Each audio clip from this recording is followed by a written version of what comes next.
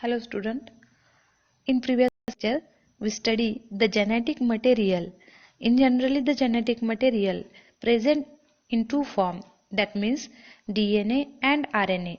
In previous lecture we study all the characteristic about the DNA and their structure and their function also.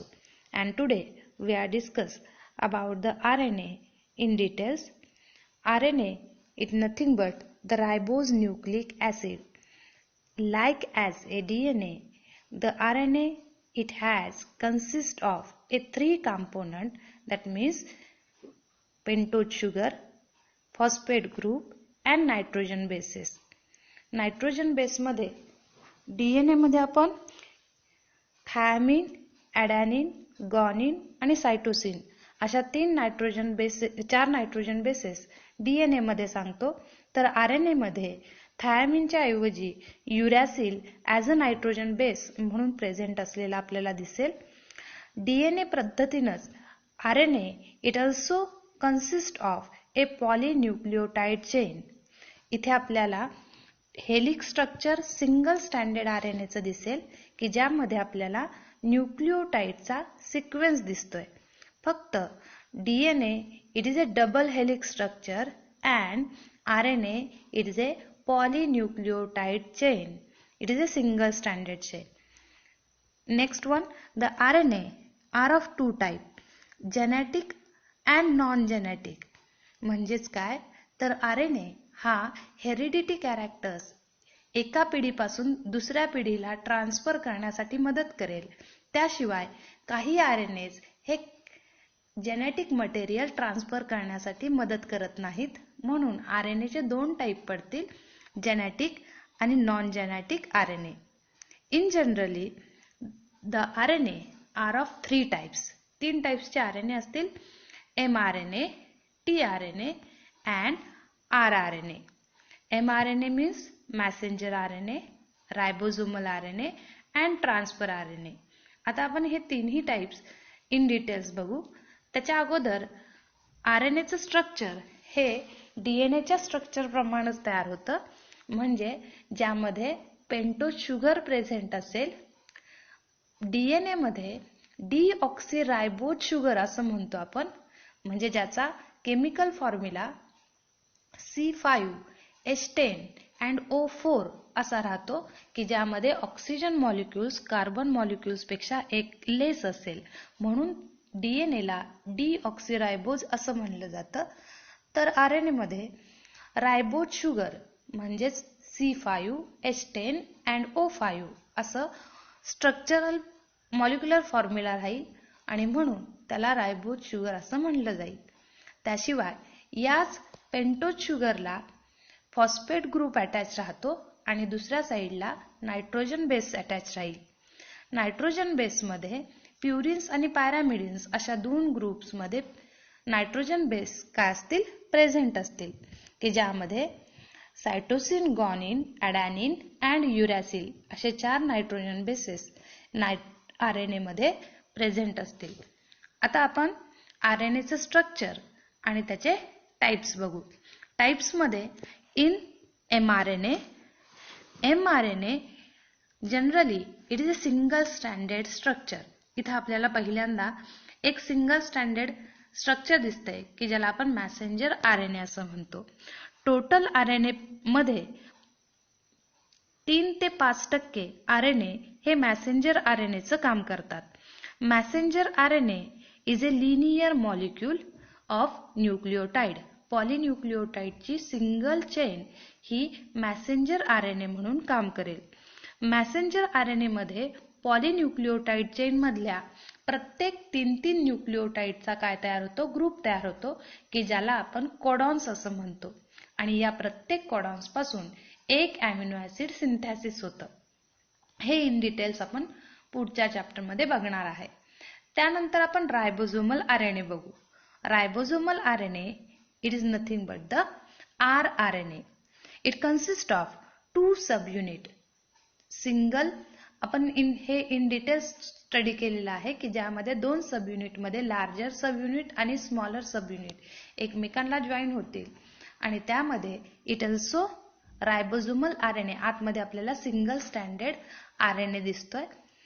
Ribosomes म्हणजे काय आणि रायबोझोमल RNA म्हणजे काय, तर रायबोझोमल RNA हा सिंगल स्टँडर्ड असेल, सेल्फ फोल्डिंग याच्यामध्ये दिसतं. रायबोझोमल RNA is a linear molecule which is folded upon itself, म्हणजे ज्यामध्ये सिंगल चेन ही सेल्फ फोल्डिंग होते आणि समोरासमोरील नायट्रोजन बेसिसमध्ये बॉन्डिंग होऊन न्यूक्लिओटाइडचं बॉन्डिंग जसं DNA मध्ये दिसतं त्याच पद्धतीचं बॉन्डिंग इथे आपल्याला सिंगल स्टँडर्ड चेनमध्ये सुद्धा दिसतं. रायबोझोमल RNA are about 80 to 90% of total RNA. RNA हे 80 ते 90% टोटल RNA मध्ये काय असतात, प्रेझेंट असतात. त्यानंतर next tRNA. tRNA transfer RNA. Transfer RNA हा मॅसेंजर RNA वरचा मेसेज कोडॉन्स मध्ये म्हणजेच कोड लँग्वेज मध्ये ट्रान्सफर करण्याचं काम करतात, म्हणून त्याला ट्रान्सफर RNA असं म्हणलं जातं. In generally the tRNA are of two types, clover leaf model and hairpin model. यामध्ये आपल्याला डाव्या साईडला क्लोअर लीफ मॉडेल दिसेल आणि दुसऱ्या साईडला हेअरपिन मॉडेल दिसेल. Clover leaf model it having consist of a 3 subunit or structure. यामध्ये आपल्याला 3 लूप दिसत आहेत की ज्यामध्ये left to right DHU loop, anticodon loop आणि T-Cy-C लूप अशा 3 लूपमध्ये क्लोअर लीफ मॉडेल तयार होतं.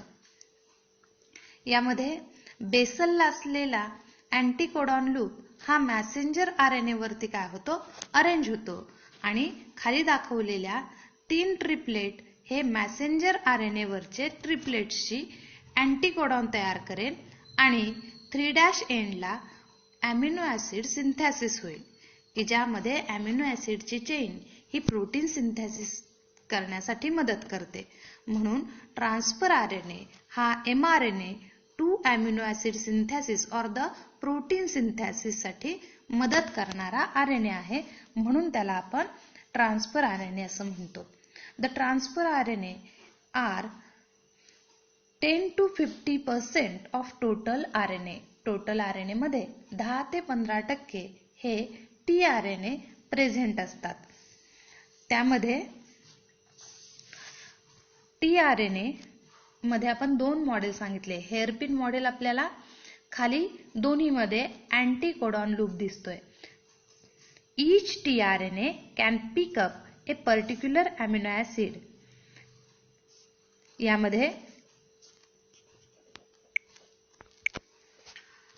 यामध्ये क्लोअर लीफ मॉडेल मध्ये आपल्याला DHU लूप म्हणजेच डायहायड्रॉक्सी युरॅसिल लूप, त्यानंतर आहे T-Cy-C लूप.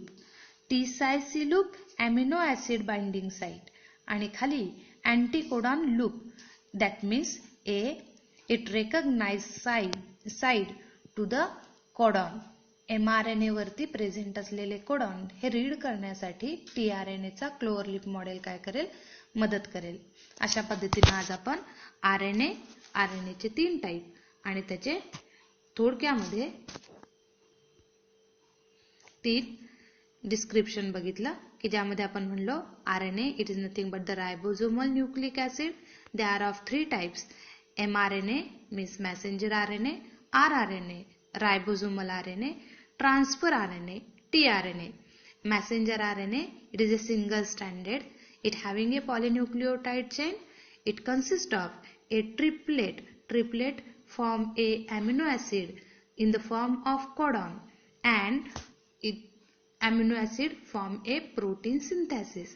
यासाठी असलेला messenger RNA are formed in a nucleus and then transfer into the cytoplasm of cell. हा मेसेंजर RNA मेसेज तयार करतो न्यूक्लियस मध्ये आणि हा मेसेज सायटोप्लाझम मध्ये ट्रान्सफर करतो tRNA. tRNA नेक्स्ट आपण काय सांगितलं, tRNA are of 2 types, hairpin model आणि clover leaf model. Clover leaf model मध्ये DHU लूप, T-Cy-C लूप आणि अँटीकोडॉन लूप. इकडे आपण हेअरपिन मॉडेल मध्ये काय सांगतो? It having a anticodon loop. या अँटीकोडॉन लूपवर सुद्धा आपल्याला ट्रिपलेट दिसतात आणि हे ट्रिपलेट मॅसेंजर RNA वरचे कोडॉन ला रिलेटेड अँटीकोडॉन तयार करून 3' एंडला काय करतील? अमिनो ऍसिड सिंथेसिस करतील. अमिनो ऍसिड पासून तयार झालेली पॉलीपेप्टाइड चेन प्रोटीन सिंथेसिस करेल. अशा पद्धतीने आपण RNA आणि त्याचे टाइप्स बघितले. त्यानंतर नेक्स्ट लेक्चरला आपण एन्झाईम आणि त्याचे फंक्शन बघणार आहे.